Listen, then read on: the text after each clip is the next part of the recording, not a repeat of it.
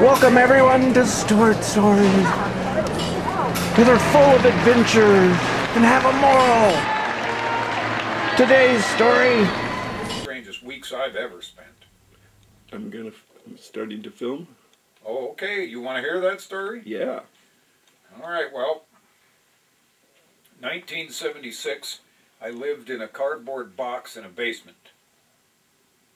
It was primitive. It wasn't that primitive, but it actually was. I call it the cardboard box. And so I built this little room in the corner that I could stay in, and I built it out of store-bought cardboard, and, you know, it had a little door and everything. It was a room. And, I mean, I had sex in there. So it was a regular, it wasn't just a cardboard box, but I call it my cardboard box in the basement. And so I wasn't doing anything for that summer. I don't know why I didn't go back to Wisconsin for that summer. I'm stuck on that. But it was 1976, which was the Bicentennial year, the 200th anniversary of the United States. And I got a call from my friend.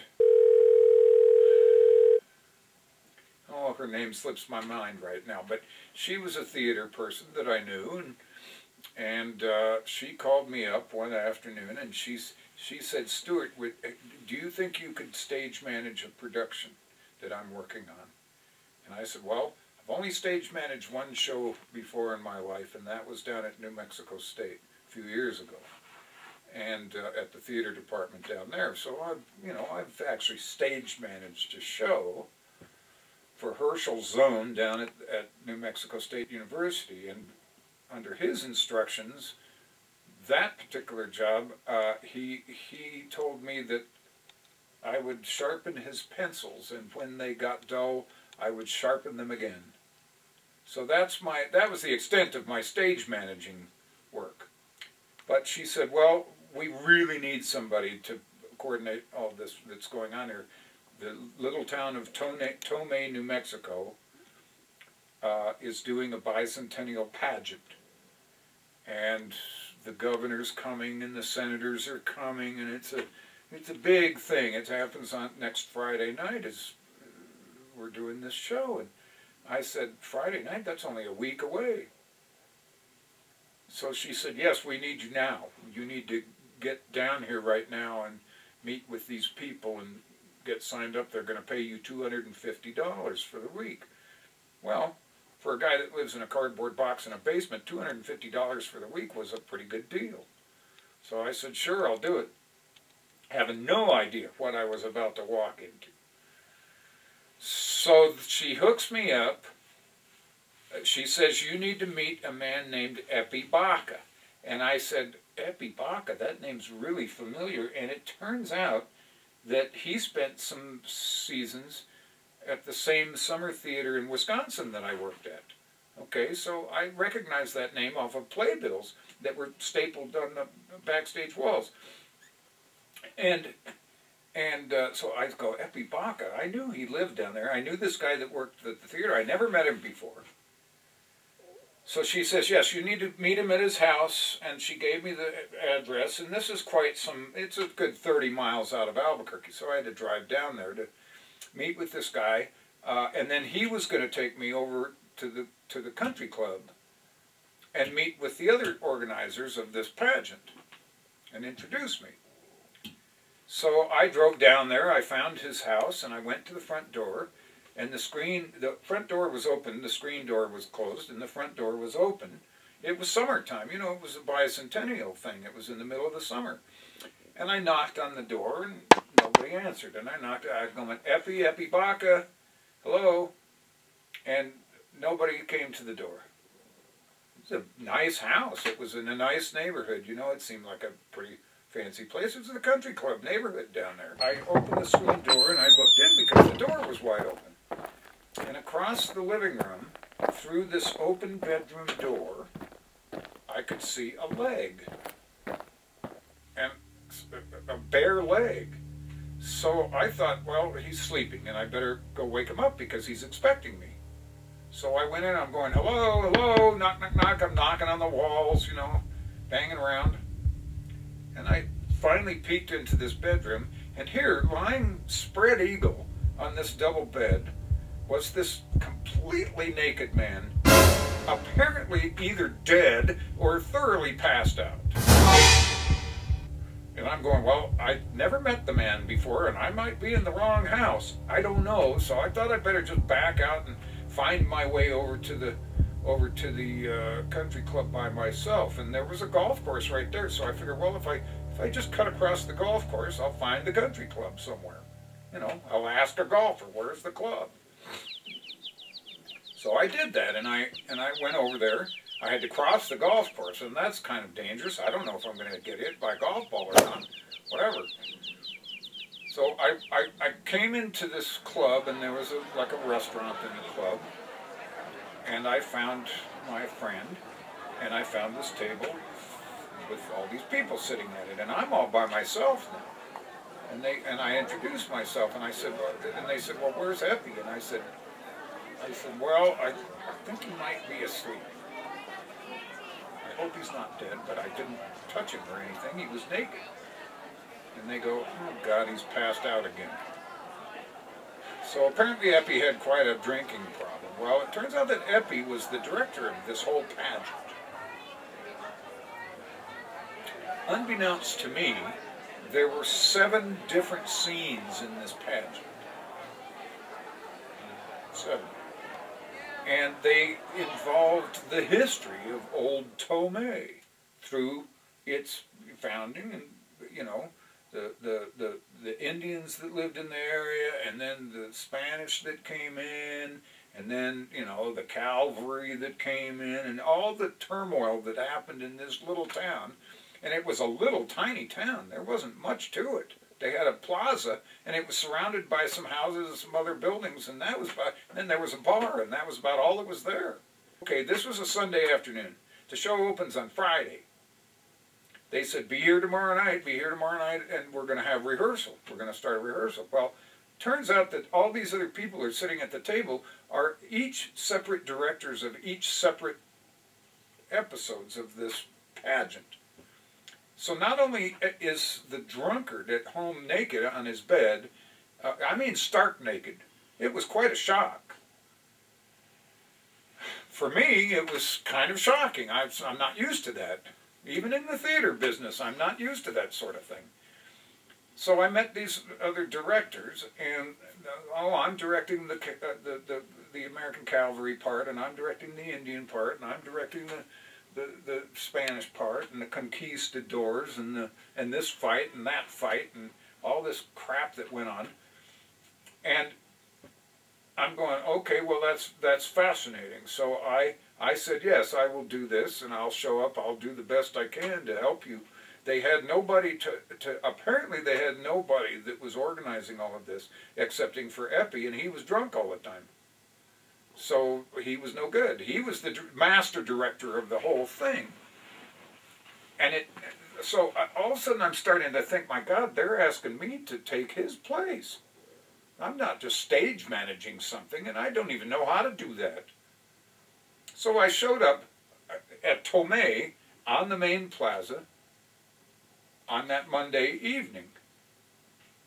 And there is 120 people sitting there, and they introduced me, and they introduced me in Spanish. I don't speak Spanish. So I'm waving, you know, it's like I'm trying to be friendly, but they're talking in Spanish to these people. There's 120 people sitting there, and they're apparently all of them are in this show. And apparently none of them speak English. I don't speak Spanish. I'm sorry that I don't, but I don't. I can say, you know, buenos dias. I can say, you know, una cerveza más, por favor. Muy pronto. I can say some things, but I can't speak conversational Spanish, right? So I started speaking to them in English, and I said, well, I'm Stewart, and I'm going to stage manage. I'm going to do the best I can to help you coordinate all this. And this is how they were listening to me.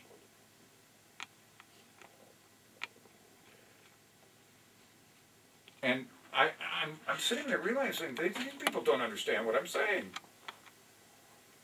This is not old Mexico. This is just south of Albuquerque, for crying out loud.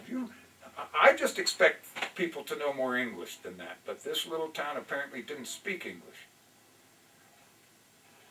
So I'm going, well, this is going to be really interesting. Sally Opal was in charge of doing some lighting there, so I knew a couple people that were there, and they're also looking at me like they don't speak English, because they can't believe that this hippie dude has been hired to come down there and be a stage manager for this mess. It was a mess. It was already a giant mess. No coordination whatsoever going on here. And you got,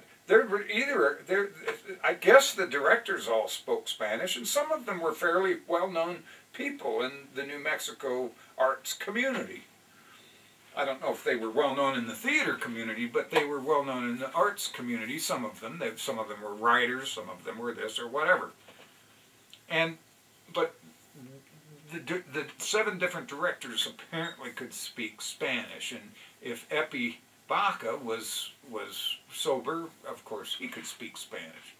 But he wasn't there. I didn't see him the entire week.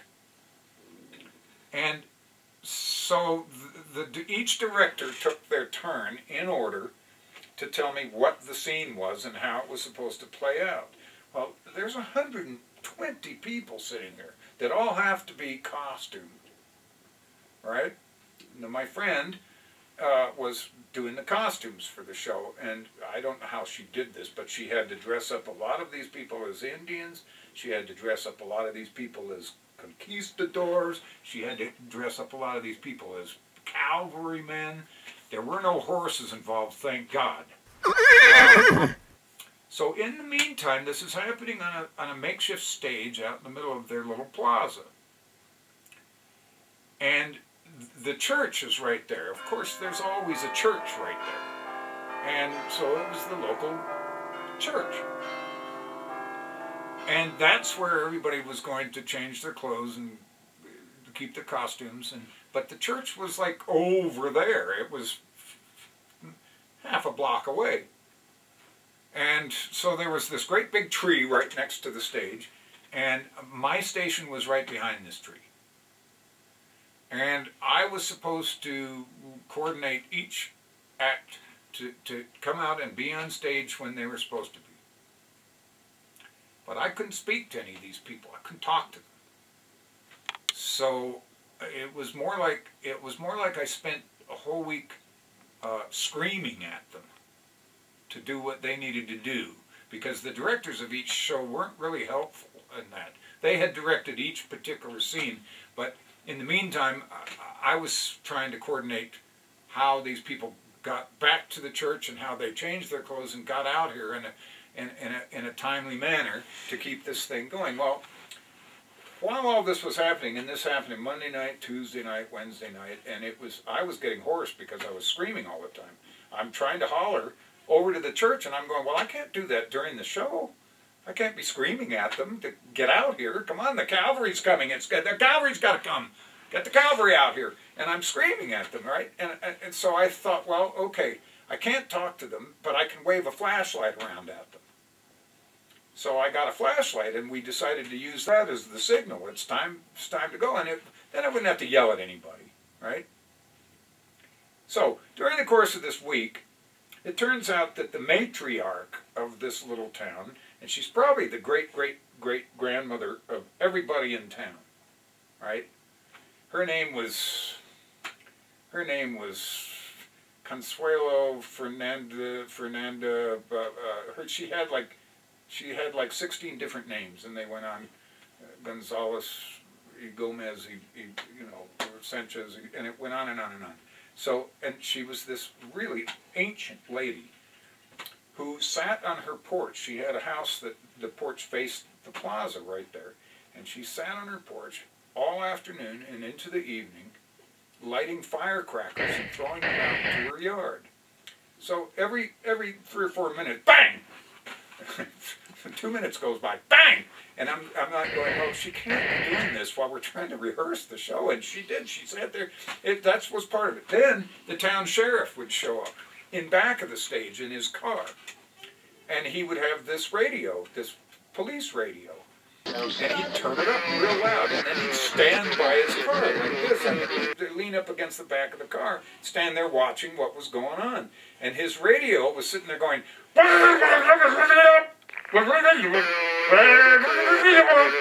you couldn't understand anything that was said, but it was really loud. And so here's this firecrackers going on. The sheriff in his car is making noise. And Wednesday night, some guy in a tractor shows up and starts driving right in the middle of rehearsal. Starts driving this tractor around the plaza. So you got all this noise going on when we're trying to rehearse. I'm waving this flashlight frantically around like an idiot, and it's not doing any good at all because apparently these people didn't understand flashlight either.